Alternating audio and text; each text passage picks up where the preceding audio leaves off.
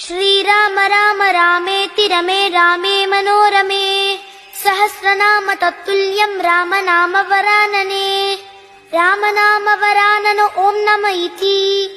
ब्रह्मोवाच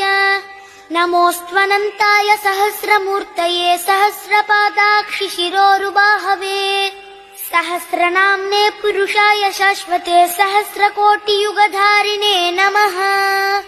सहस्रकोटियुगधारिणे ओं नम इति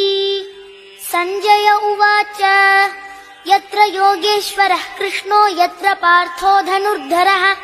तत्र श्रीर्विजयो भूतिर्ध्रुवा नीतिर्मतिर्मम